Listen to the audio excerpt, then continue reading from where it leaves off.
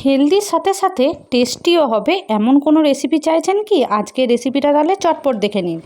এখানে আমি ছোটো বাটির 1 বাটি বিউলির ডাল আর ছোটো বাটির 1 বাটি মুগ ডাল কিন্তু বেশ কিছুক্ষণ প্রায় আধ ঘন্টার মতো ভিজিয়ে রেখেছি। তারপর মিক্সিতে ভালোভাবে একটা পেস্ট করে নিয়েছি আর দিচ্ছি এখানে চপ করা গাজর, চপ করা বিনস আর দিচ্ছি কুচানো কাঁচা লঙ্কা আর কুচানো ক্যাপসিকাম।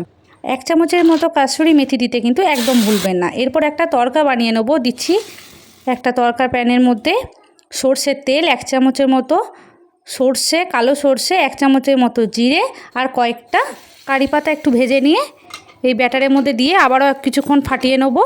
আর 1 চিমটের মতো কিন্তু আমি এখানে বেকিং পাউডার দিয়েছি। এরপর তড়কা প্যানের মধ্যে কিছুটা করে তেল ব্রাশ করে নিয়ে এপিট ওপিট ভালোভাবে 2 পিঠই কিন্তু ভেজে নিতে হবে। এবার বাচ্চাকে টিফিনেই দিন কিংবা আপনার ব্রেকফাস্ট হোক, খেতে কিন্তু দারুণ টেস্ট হবে। বাড়িতে কিন্তু অবশ্যই ট্রাই করবেন। টাটা।